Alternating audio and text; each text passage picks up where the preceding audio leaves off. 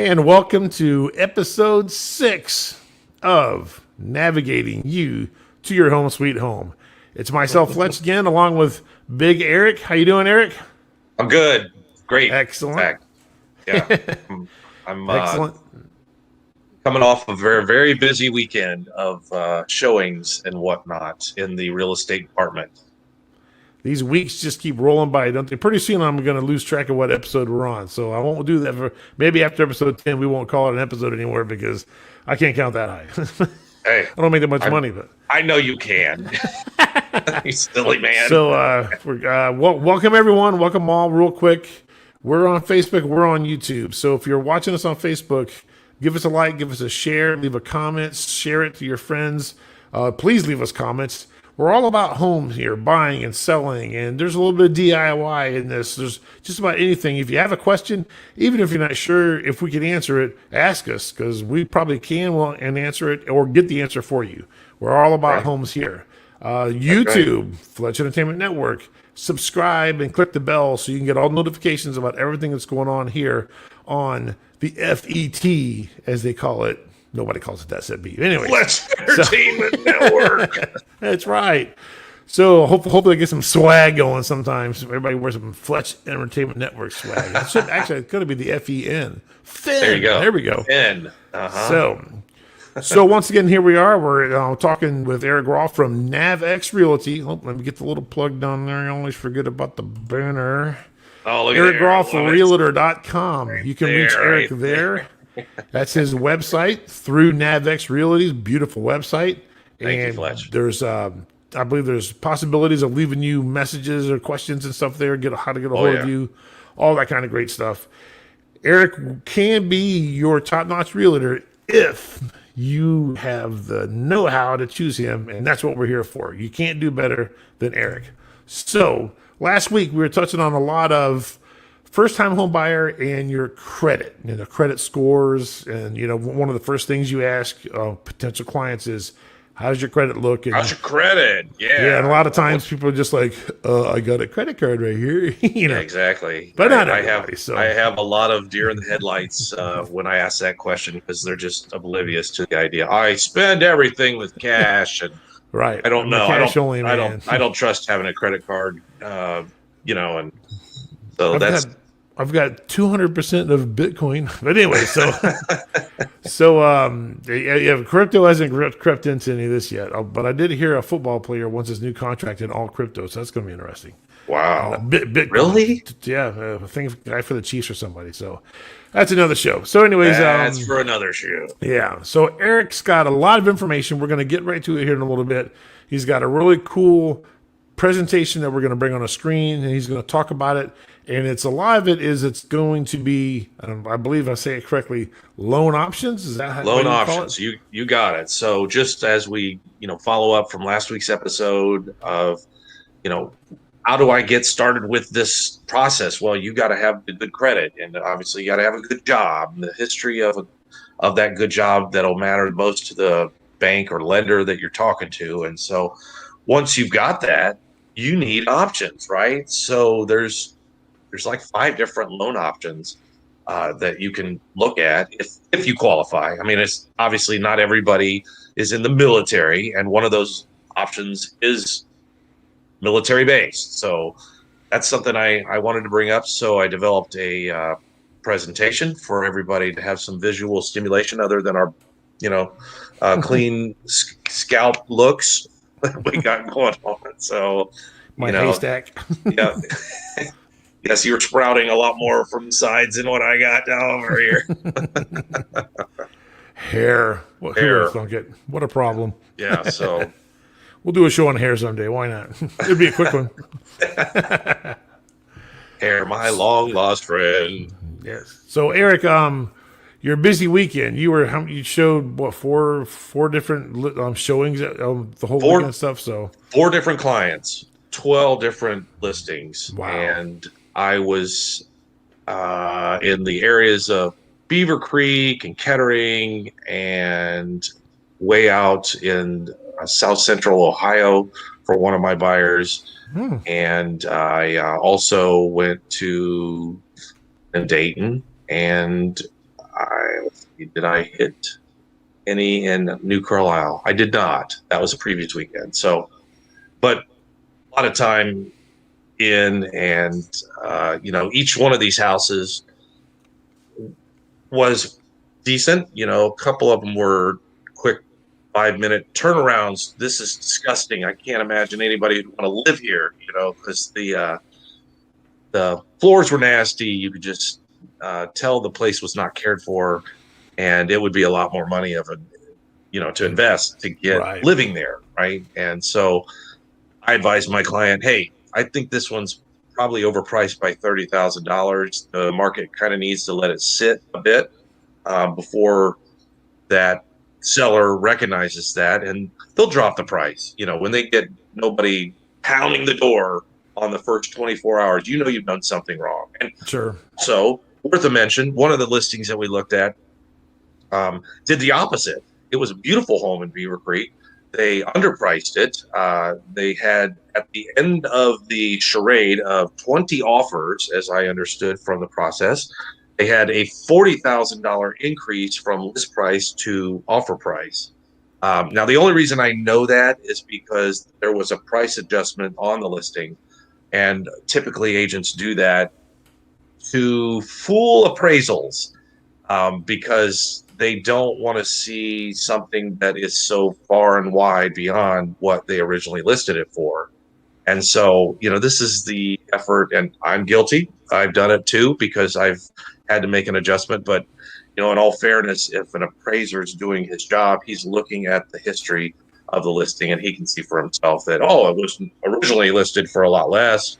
And, I think that's only one part of the conversation. An appraiser's job really is to look at real recent market comparables and see for themselves what those amenities were priced accordingly to the one that you're trying to buy. So that's again another show. Another show. Yeah, we got to spread out these topics. So we do. So today I want to bring up your loan options, and the most common that people are familiar with are the FHA, Federal Housing Authority, the VA, Veteran Administrative, and conventional side of things. And these are what so many of my people have utilized. So without further ado, Fletch, can we get right into it? Absolutely. I'll switch my screen over to to one that people have something else to look at. So here you go. Here, just this is a refresher from what we did last week, which was take a look at what your pre-qualification process is going to look like. They want to know your income, your assets, your debt, and how much money you have saved so that you can give a down payment to the lender. All those little things you see in that graph to the right are contributing factors to how you boost your credit score. And the items below, debt to income ratio, we'll talk about that in all of these individual loans, but those are some of the different things that factor into what you owe and how much income you have left over for this wonderful house payment that you are thinking of having, right? So want to get those loans. So first off, your FHA home loans. Here's the credit scores that you're going to need to consider, and complimentary down payment. So many of us are shooting for the lowest down payment that we possibly can. That would be 3.5% through an FHA loan. So if your credit score is at 580 or above, you are going to be required to put 3.5% down. But that doesn't mean that credit score is not as good that you can't qualify. The down payment, of course, is a struggle for some. Something I'll mention on the back side of this presentation is gifting and how that can benefit you. Now, one quick the question. Maximum, yeah, sure.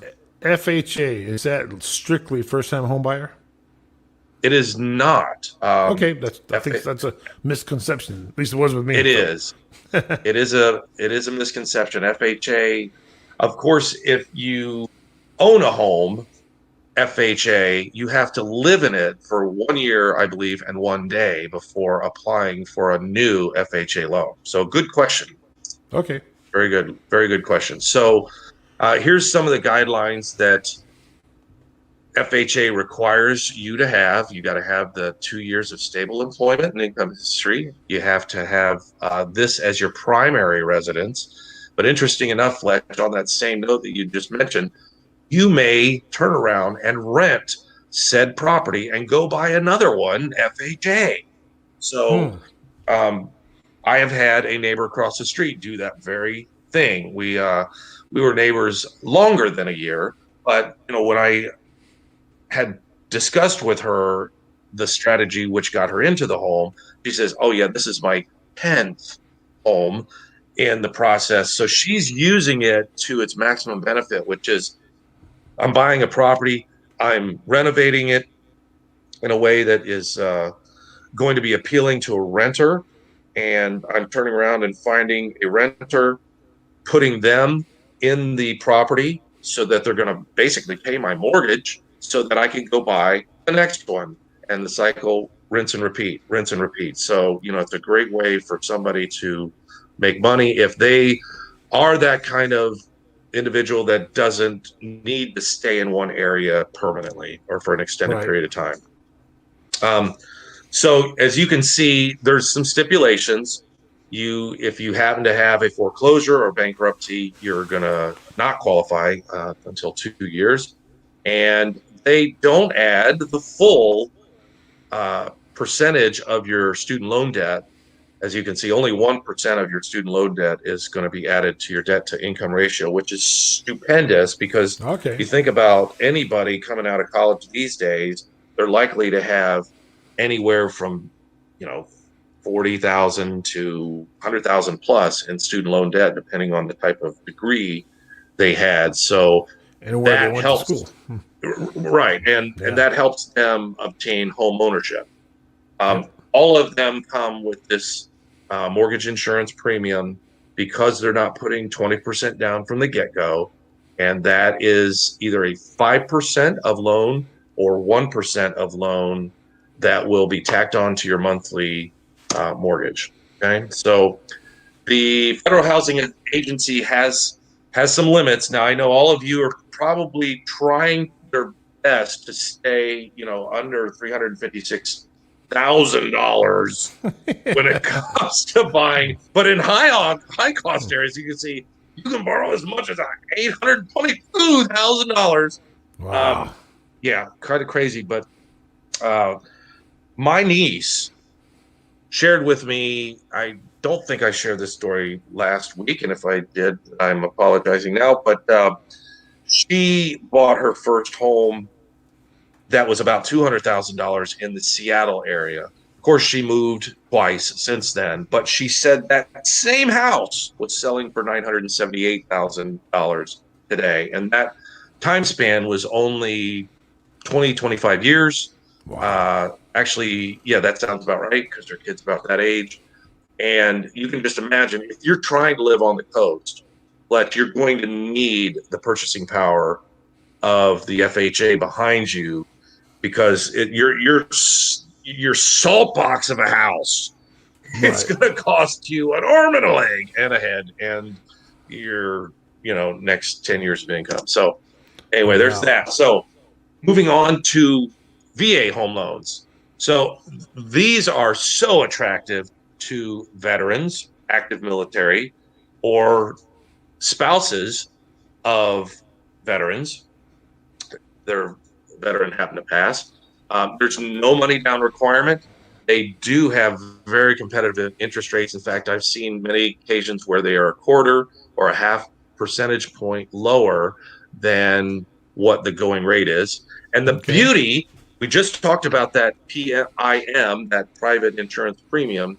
There is no private mortgage insurance involved with this because basically the federal government is saying we are securing this loan. We do not need, we have no worries about the veteran themselves being going into default. Okay.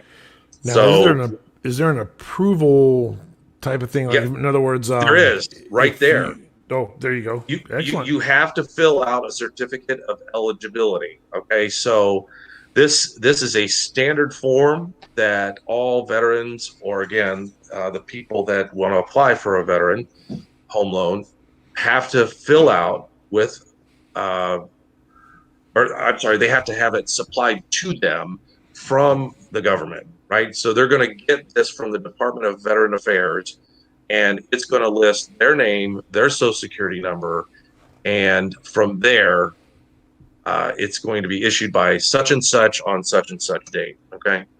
Okay. Now, the VA guarantees up to 25%.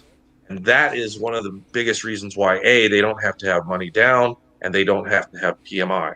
Okay. Okay. So now you see that next line that I brought up, that's provided it doesn't exceed the appraised value.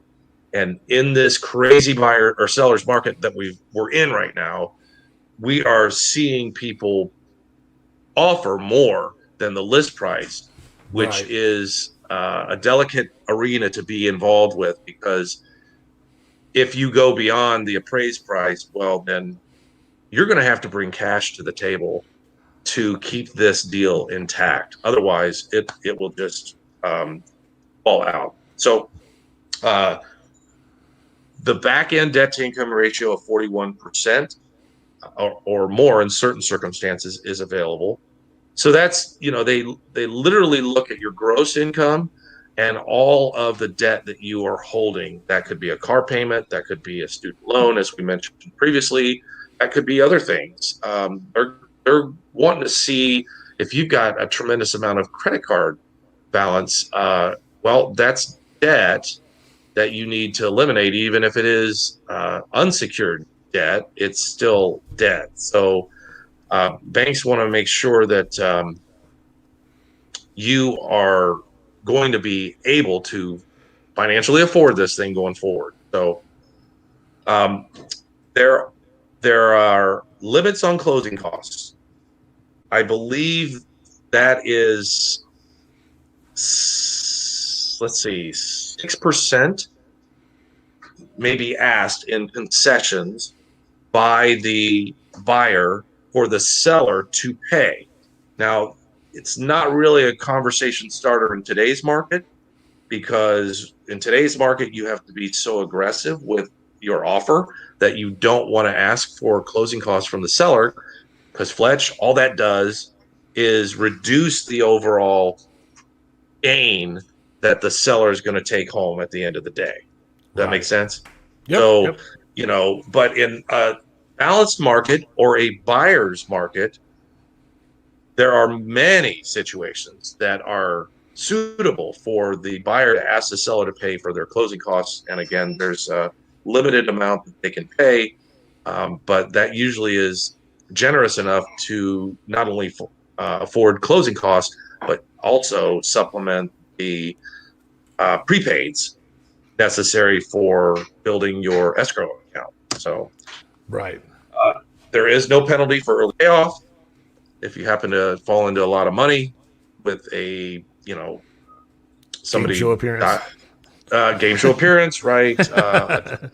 Your rich aunt passes away, and it gives you a bunch of money, that kind of thing. Or you get this amazing bump in income because of your work ethic, and all of a sudden you now can afford to pay one extra payment per year or more, and that of course will reduce your total commitments in time on the mortgage cycle, right? Right. Okay. And as you can see here, you can apply for a new loan 2 years or sooner after a bankruptcy. So there are some pauses for the cause. I can get more in the weeds with the individual because I am a military relocation professional. I have this designation, and it really is a great program for veterans. The trade-off is the fees. So and I always consult with my people. What works best for you? Because it's not my money, it's your money. Just know this: if you've got decent credit score or low credit score, you don't have any money, you're going to love this program if you're a veteran, right? Because you're going to be able to wrap all this financing that you need, the down payment, the closing costs, you're going to be able to wrap all that into a loan. But to do so, you're financing that loan. You're financing more than you typically would if you had a down payment or if you didn't have to pay for closing costs. Right. And again, because this program exists, the government is happy to do it for you for a fee. And again, those kind of conversations are best for a lender to tell you what those fees look like based on your situation, because it is credit worthiness determinable. Okay. Yep. Okay. So here's a third type, not really well known loan. It's agricultural in nature. It's those people who have a low to average income, and they also have some no down payment programs. You can have a reduced mortgage insurance, so you're more likely along the 0.5% instead of the 1%. They also have very aggressive market rates, and they're looking for you, to be just like the rest. Need a steady job, monthly income, and provide your tax returns. A credit score here is a little higher than our FHA and VA, which is 640. Oh, and by the way, I didn't mention that in the VA. The VA is very, very flexible with credit scores. Okay. In fact, they don't really put a stigmata on the credit score itself. However, that being said, the lenders themselves do. And that's something that everybody needs to ask right up front if they're considering doing a VA loan is, do you, lender, have a minimum that I need in my credit score? Because if you do, they won't accept you, right? If you don't meet their qualification. But you can see here, this FICO credit score is comparable with the next loan that we'll talk about in a second. This one is similar in your debt to income ratio as the VA loans. You can have 41% or less. Here's a website if you'd like more information on the eligibility of said program. Most of these, Fletch, are available in rural areas. You can't be like in downtown Dayton and expect to get a USDA loan.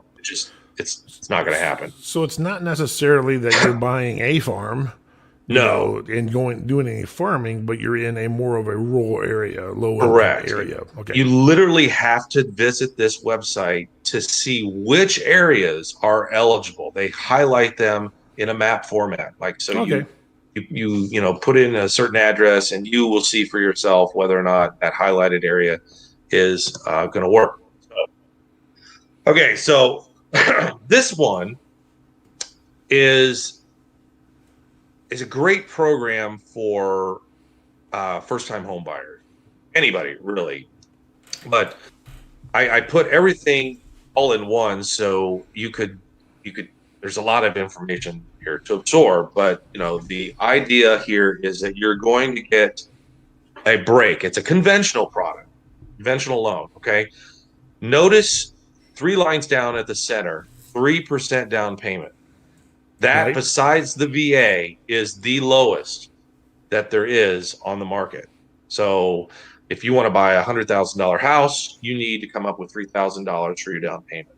That's fairly painless in the grand scheme of trying to buy your first. Okay. As you can see, the income cannot exceed 80% of the area median income, and that generally is not a problem. You can use this income from parents, renters, or anyone else living in the home, which is also a nice little perk. The debt to income ratio is a little wider, it's 45%. And they just want to make sure that you have not had a home in the last 3 years. Okay. So you can't be a current homeowner. That's correct. Okay. Cannot be a current homeowner in the past 3 years. So Okay. you'd have to be a renter or living with mom and dad. So Right. Right. you do have to make this your primary residence. There are no income limits, which is helpful. Again, it's all about you being able to afford the down payment, having that debt to income ratio, having a credit score of 620 or higher, and you're going to have that work history. You've got to have, if you're a renter, you got to have those housing payments on time for at least 12 months. And the beauty here is that the mortgage and insurance premium they're driven off your credit score and loan to value. Okay. Right. All right. So that is again, great conventional product. Now, a standard conventional is 5% down minimum. Many conventional loans that people buy for their second home, they're ready to put down 20% because either they've been in that home for X amount of years and able to save some money, or their equity in their current home gives them that 20% down payment.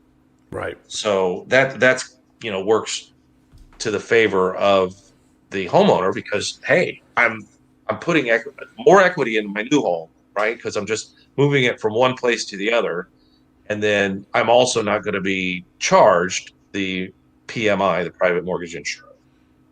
Right. Okay.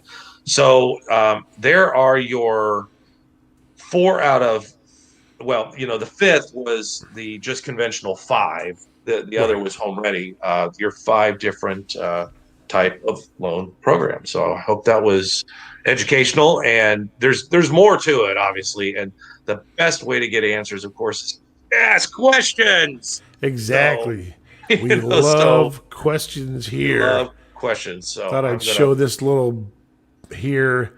That background picture, which you can't see, is this past summer when I went out and took a picture of a comet. It's back over here somewhere. Okay. And I don't know if I can bring that up to the front or not. I see it as a background, but I don't see it as anywhere else I can do it. So no big deal. It'd be cool if I could, but so anyways, excellent. I think you covered it very well. Basically, if you're a first-time home buyer, you have a lot of options, especially if you're a veteran. Pretty much everything you just talked about is available to a first-time home buyer. All 5 of them. I mean, the VA, with the exception of the VA, and obviously because the USDA. I should have said a veteran first-time home buyer is what I meant to say. Yeah. And then, of course, the Rule 1 just means you want to live out in the country, or you're looking for, or you do live out in the country and you don't want to live in the city. Maybe you can't afford to live in the city for whatever reason. Doesn't really matter.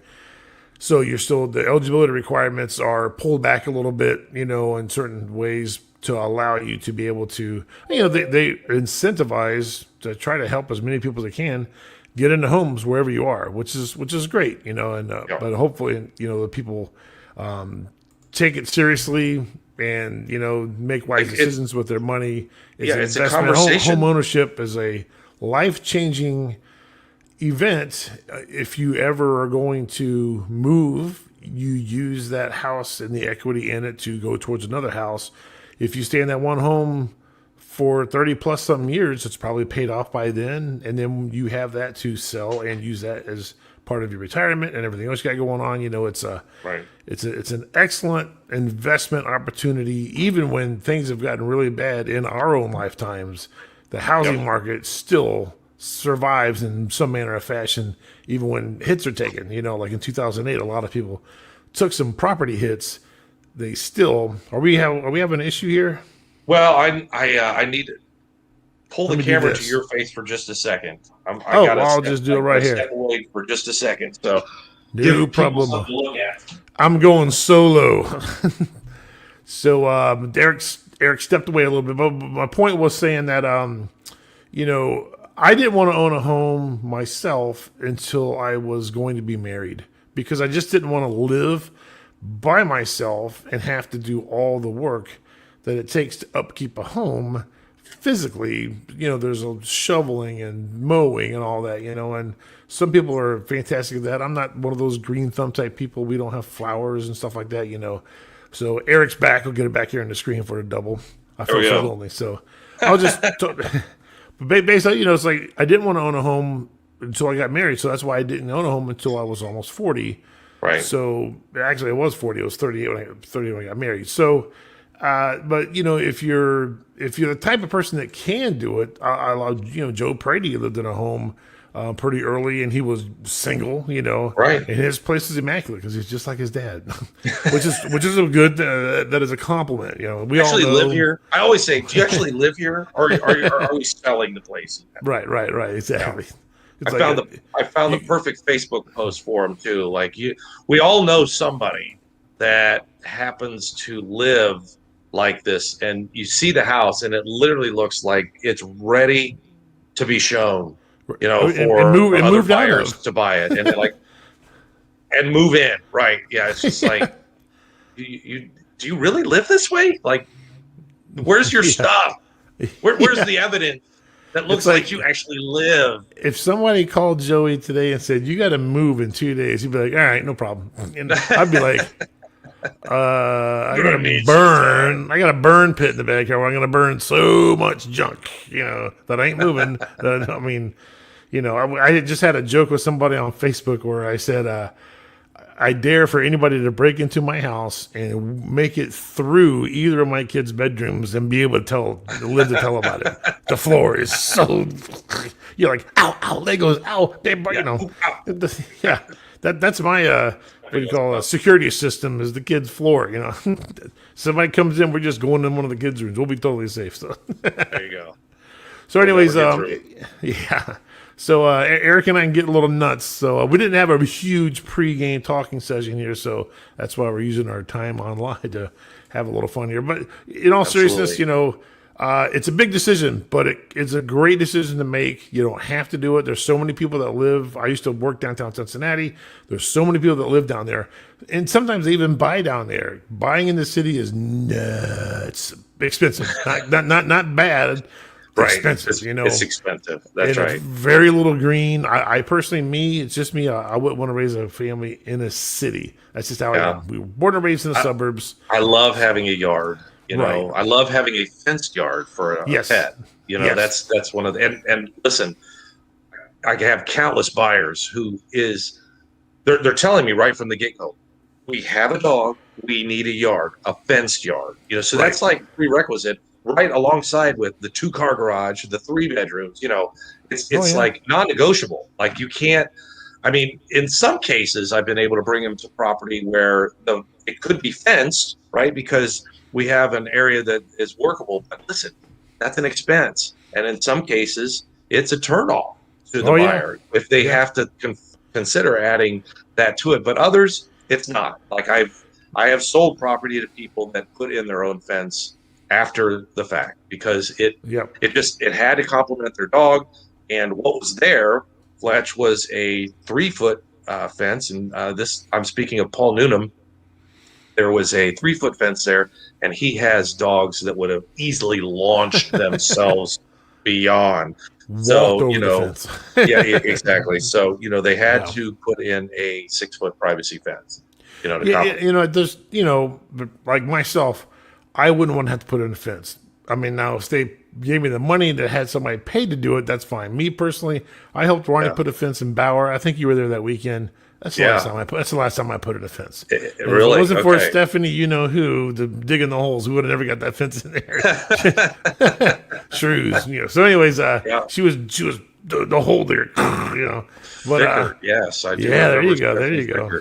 Yeah, but but there's so many new developments, and I'd say in the last 15, 20 years that fences just aren't there anymore. Everybody loves these open spaces where everybody's yard blends into each other's, but they all got yip dogs. You don't see a whole lot of pit bulls running around them neighborhoods, No, that's right. They know they can call back that little tiny dog. It's no big deal, right? Toto, So, I live like you in a fenced-in yard neighborhood.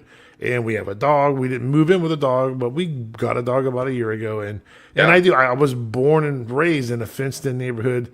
So it's just kind of what I'm used to. You know, we're friends with our neighbors. We talk all the time. My kids go there. We all have fences, and everybody has dogs. You know, and it's good that way from a dog standpoint, in my opinion. I'm sure you agree. You know, everybody's dog kind of stays where they need to be to avoid any possible whatever. When it seems like most of the dogs are just so friendly, it's fine. But you never know. You know, it's just to avoid any improprieties, whatever. So. But yeah, you know, so some people are like, "Hey, no problem." Other people are like, "Yeah, you know, give me another house with a fence." You know, so it's just one of those things. There's no doubt. So, Right. yeah, you know, I think we talked about one time with pools. You know, it's great to have a pool, but then you limit yourself to buyers that want a pool because nobody's going to buy a house that has a pool if they don't want one. Correct. I don't think because you're not going to pay to fill it in. That's, you know, I mean, all that money you spend on another home. You know, so Listen, that is negotiable. Fletch, I have everything's negotiable. You know, right? I mean, where let's just say it was a perfect property for somebody, except for the pool, right. And they have a choice to fill it in, and they have a choice to just, you know, if it's an above ground, just get rid of it. I mean, that's a lot easier because once you get rid of it, you just throw some grass seed, and you know, in a season or two, you've got yourself a lawn again instead of you know, the round hole. So yeah, the pool thing. One of the interesting thing that comes to mind is fence. Again, we're back on the fence thing. If you have a pool, it's mandatory for you to have a fence, and you know this is to more or less to keep out people, not you know provide anything other than that because there's a safety. Somebody decided a long time ago that toddlers are capable of finding all the pools in the neighborhood and getting into the pools and then possibly creating a problem for themselves. And hence the reason why we have to have a fence. And, you know, if my kid goes into your yard and joins your pool, that's not my fault. I mean, whatever, you know. Let's not do a show on parenting. It used to be the common practice of you're responsible for your own actions, but now we have to be responsible for everybody else's in such a way that we have a fence around our pool. Right. Oh. With another fence, and then a lock, and then a sign.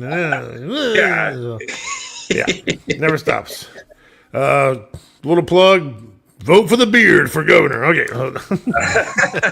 That's Joe Blastone. And I didn't even know that guy until an hour ago. True patriot, east of Columbus, Christian, entrepreneur, owns a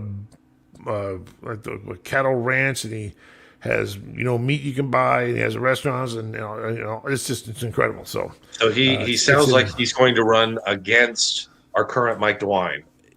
For the Republican ticket. So that'll be in the primary. Yeah, he'll run in the primary against him. To go, you know, against whomever. To see who's going to... Hopefully it's Mayor Nan Whaley because she ain't got a chance. But anyways. Did I say that? I think you said that out loud, Mitch. Oh, well, no problem. Let's not get too political here. So that's right. Okay, well, it looks like we're right around close to our 40-minute mark, which is kind of our staple, which is good. You know what that means? It's time for restaurant week recommendations. There you go, restaurant recommendations. Where would you recommend somebody get something to eat? Eric, I'll let you go first. Okay, so ever since they moved not too far from their former location, I have been dying to go back there because I really enjoy their food. They have amazing Italian dishes, and that is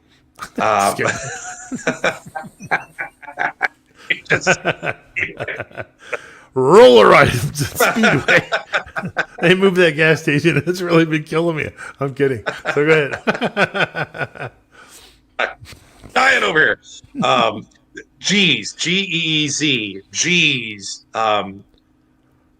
Gia Lombardi is at the helm of this restaurant, and he's been doing an amazing job for 20 plus years. I think it might be 25 years or more. Very long time. Was Yeah, I same mean, same street, was up north about maybe a mile, and now he's moved down to. In what shopping center is that? Is that it's on the corner of Whip and Far Hills, and Okay. it's the same shopping center of Dorothy Lane Market.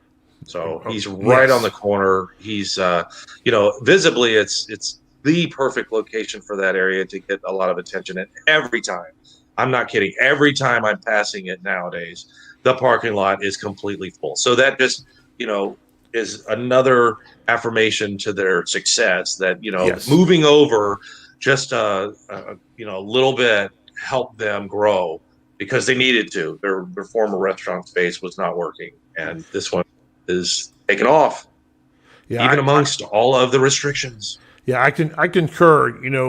But I know the exact person and the place you're talking about. We've all been there many times, especially when we all used to work at the same place. That was a very common place for Christmas dinners and, It and the was. like and the like. That's we had a lot of right. fun, And the falling karaoke and TV. stuff like that. Do you remember the Jeff? I was Booth not I there. just- oh, I you was were not there when that happened. No, I did killed hear the about TV. that. I did hear about that, but And back then, TVs were a little more expensive than they are yeah. today. Like, Slightly. That was it before was- everybody had them in the bathroom, but Right. yeah. So they were located kind of behind a Taco Bell, up Far Hills. Behind it was a great place. It was a little off the path, if you will. You'd never know And it was some there. people, I'd be like, I never Honestly. even saw that behind there. No big deal. Exactly. You But they did never a know it great was job there. for so many years there. They had a great base of people. They really well. They got this opportunity to take over. I think was that a Fridays or something else that in that building.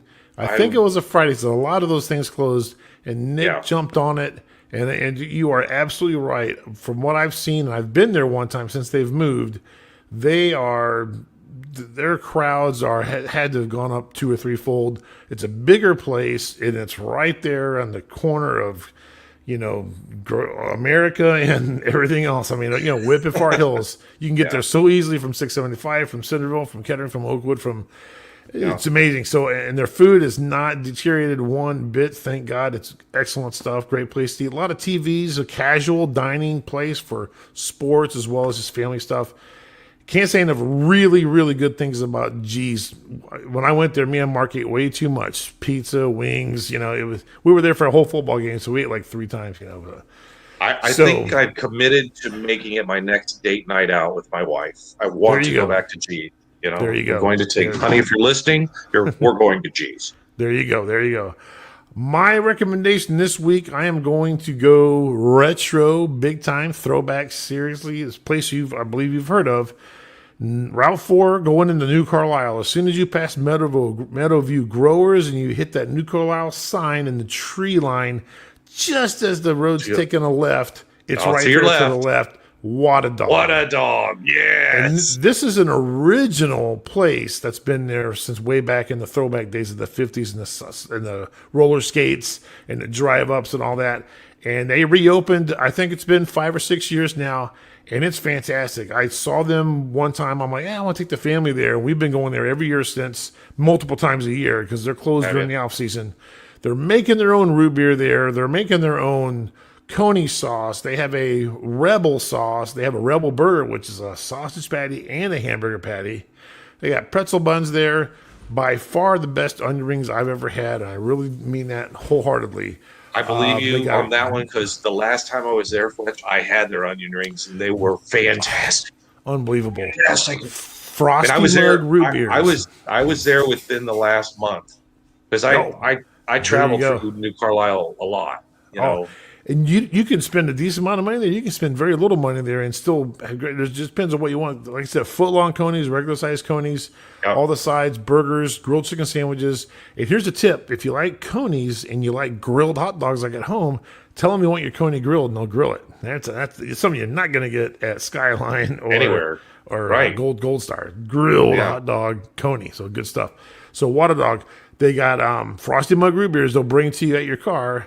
And then in a regular cup, you get one free refill. On a Frosty mug, you don't. But I always tell them, go ahead and charge me out for 2 refills because I'm drinking root beer. So, and they got diet root beer too if you want diet, which is really good. So excellent place, Wada Dog. And it just so happens we were there. Some guy pulled up in a completely redone 1950 something Bel Air Chevy, beautiful yellow, white leather, white walls. I mean, it was just beautiful. And I was like, wow. And they were playing the 50s music, with Jerry Lee Lewis and Elvis. Take you back. It was just great. I'm like, this is cool, man. This is cool. So Wada Dog's doing it great. And one other thing I'll tell you about Wada Dog is they love talking to people on Facebook. They always are on Facebook talking, and they'll take suggestions. That's how I found out they grilled hot dogs. Carrie and my wife was like, I'd love to have a grilled coney. So I sent them a message saying, hey, you guys ever thought about doing grilled conies? They said, we do. Just ask and we'll do it for you. So They love interacting with the people. So great place. Cool. And so please go there, enjoy it. Tell them the Fletch Entertainment Network turned you on to it, and or Eric Groff and Navex Realty, or both of us, however you want to say it. The home show on the F. The whole show. Yeah. N. I won't say T. So, okay, we'll wrap that up for episode 6. Enjoy the weekend, everybody. Comments and questions, please. Whatever it's about. Any of the stuff we talked about, everything from houses to food.